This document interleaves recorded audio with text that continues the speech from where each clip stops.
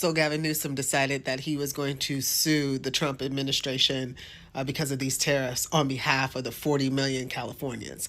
I'm one of the Californians that would tell you, I don't need you to do any of that for me. I don't have an issue with the tariffs. I feel like the tariffs are a good negotiation block to force American businesses to come home, force American businesses to allow Americans to be able to work. Also, it allows opportunity for young people who do not want to go to college, because what are we going to do with those people, Gavin Newsom? If you can answer that, you might be able to run for president. In addition to that, your governance here in California has been atrocious. Atrocious. You are the reason that we had high crime, the reason that our homelessness population has completely erupted. Also, you're the reason that businesses are fleeing from California because of your poor governance. And you think I want you to sue on my behalf? No, I should be suing you. I should be suing you. Also, I should be dropping off the homeless people that you decide to neglect and ignore in your house. I just need you to take several seats. Also, by the way, if you think you're going to get moderates like me to vote for you, we're not. Because I live in the state that you govern, and I know how trash ass you are as a politician. So I'm going to continue to keep your name in my mouth so that people can hear me say, you're not going to win in 2028. Michigan Governor Gretchen Whitmer is being criticized by members of her own party for seeing you-know-who in the White House. She was in the Oval Office, same place I was a few weeks before. Yes, Michigan governor is trending on social media for about 5 days. I don't know if you've seen that. Maher blow up on her like never before. She was unable to respond to these questions. When you take a look at this, Michigan governor attempted to hide from the camera as she visited with President Trump in the Oval Office few days ago. Whitmer faced massive backlash for agreeing with Trump on bringing back automotive manufacturing to the U.S. A Democrat are melting down on social media about this. This happened a few weeks ago. I don't know if it's last week. I saw that. I didn't want to report on what actually happened. Michigan Governor Gretchen Whitmer is being criticized by members of her own party for seeing you-know-who in the White House yesterday to talk about issues affecting her state. The visit sure seemed to change the way you-know-who feels about her, though. He used to talk mad stuff about her. It's like, it's like, That's the man. one. I tend to agree. I was watching it live. He was signing an EO that's very specific to waterways in Michigan and a certain endangered species that was like impacting the community. It was a very specific Michigander thing. And to your point, he won Michigan, she won Michigan. They're going to have to find where they can work together. Really quickly, I want to mention the Miles Taylor and Chris Krebs EOs. Chris Krebs is a personal friend of mine. I would strongly encourage someone around the president to talk him into. You're talking about the this back. executive orders. Yes, coming after Krebs is being penalized because he said that the 2020 election was safe and fair while overseeing our cybersecurity infrastructure. Yeah. He worked for Donald Trump. He put in reforms that allowed Donald Trump to safely be reelected in 2024 when he won. And this, to me, is just not what people elected him to do. He is a good public servant. He's not somebody who goes out of his way to antagonize Donald Trump, and I just think it's incredible. And by the way, everyone, dissent is not unlawful. Yeah. Dissent Well, I just is don't not understand. unlawful. It's American. You know, I don't understand when the First Amendment disappeared. Yeah. And this is also on us. Every time we don't say, hey, you can't do that, they do more. Yeah. You've got to speak up. You've got to make your voices heard. We've got to do this. It's up to us. Yes, there is one part that drew my attention where she struggled to hide her face after noticing that there were cameras everywhere. It is insane to do this. You are going in there to sign an executive order. I understand you disagree with Trump on many issues. He is your president and you're working under him. At a certain point, when I see people struggling to do this every time, I clearly see the hatred in them. The view here standing up to say, oh, she was not supposed to, she was supposed to do crazy. The governor of California, we saw that he had a trip with Trump when Trump went to visit this area affected by that fire. There are conversations. They disagree in everything. There are times you need to allow these people to do what they are supposed to do, forgetting their political differences. It was shameful to see her do this. Like, seriously, I struggle to figure out why she hid her face. For what reason? People knew that she was in the White House. Then she was scared of backlash or what exactly? I don't get. You know, I got to tell you, I know that she's getting a lot of flack from it, but as the governor of the great state of Michigan, she has an absolute obligation, I think, to show up there, do business for the people of her state. Her spokesperson said that while she was at the White House to meet with President Trump about Michigan matters, she was surprised to have been pulled into the Oval Office for the executive order signing, and that her presence is not an endorsement of the actions taken. And I think she just got used and played. She clearly looked uncomfortable. Yeah. You know, he tricked her. And he's a trickster. He's a fraudster. And you're right. She looked very unhappy. I mean, I haven't seen anybody that unhappy in the Oval Office since Marco Rubio was sinking into that sofa during the Zelensky meeting. But I think it was a very bad time for her to be there while these executive orders were being signed, waging an all-out attack again on freedom of expression.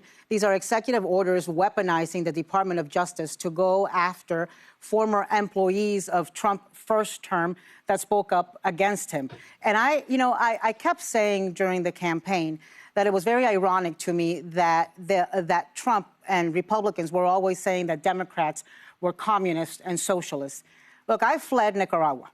This is exactly what Daniel Ortega is doing in Nicaragua right now, where if anybody criticizes him, if anybody speaks up against him, he considers it treason to the country, and he is disappearing them and putting them in jail. We have got to stand up like Americans against these attacks against freedom of speech. Freedom of speech defines us as a country. We cannot allow this to happen. What's happening against the censorship against the press, like the AP being banned from the Oval Office, censorship against protests and people being able to protest. And now these attacks, this is just something we cannot put up with, America. Talking about Governor Whitmer and the judgment from a lot of Democrats as to what it was a bad look to be working with Donald Trump and be in the Oval Office while these executive orders are being signed. The conversation around this is why I despise partisan politics. It is the dumbest thing I've ever heard. She literally represents Michigan. She got voted in, and so did Donald Trump. He's the president of the United States. We're going through all of this. She has to work with him and deal with the manufacturing, the stuff that affects it. A picture is 1 second. We've all been stuck in places where you can't get out. I can see that on her face. I don't blame her at all. But a Democratic operative said... She's so uncomfortable. Well, and a Democratic operative said it best. There's a sort of absolutism among Democrats. She was in the Oval Office, same place I was a few weeks before. And this is what she did. Okay, I think there's a couple of ways to handle the Oval Office, and this is not the way I chose. You don't want to talk to people? You have no power. I mean, people seem to gloss over the fact that I went in there. I didn't surrender to him. I said this. Of course, people don't care. They don't watch what I actually did. They just react to clickbait.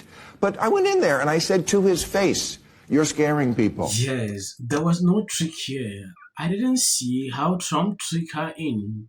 She knew that going inside there are cameras, things like this will happen. So I don't understand what Sunny Hostin is talking here. Looking at what Sarah is saying, she makes a lot of sense. She hates partisan issues like this. It is really true that people don't understand this at all. Trump is your president, no matter what. I don't care whether you're Democrat or Republican. At this time, forget about these political names. A president is for everyone in the country. She's a governor. You must submit. So people criticizing her for going to the White House is something I would understand. According to Democrats, Trump should only be the president for Republicans. That is what this one thing. It is insane to even have this kind of mentality. And crazy. Democrats are fond of this every single time. I didn't surrender to him. I said this. Of course, people don't care. They don't watch what I actually did. They just react to clickbait. But I went in there and I said to his face, "You're scaring people. Why do you want to scare your own citizens?" I said to his face, "You ran in 3 elections. You lost the middle one." I said to his face, "Birtherism was low." Okay.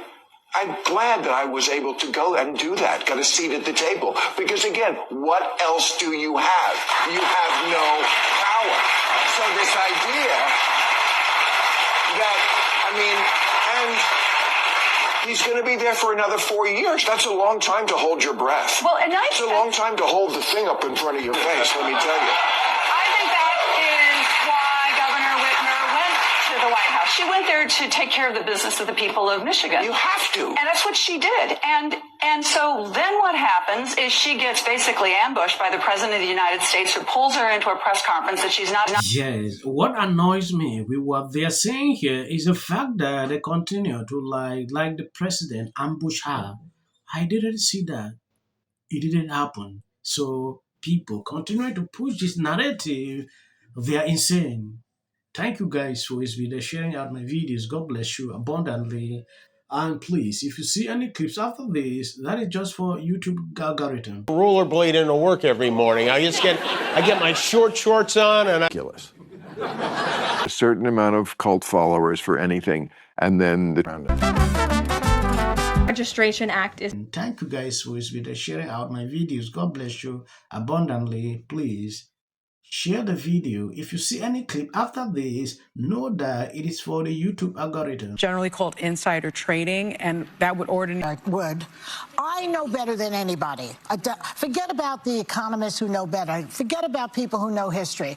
I alone can fix it. Have a great day, everyone. Take a little time to enjoy the view. And remember, the resistance is real. You're not alone. Has anyone else noticed how women on the left are the most miserable group of people? So Harris is not president. Trump is. And if you don't like him, folks. started on. Wish the and a lot of people who didn't vote. And finally, new rule to those on the right. Isn't exactly getting the hero's welcome. That the Americans finally realized what the reality was.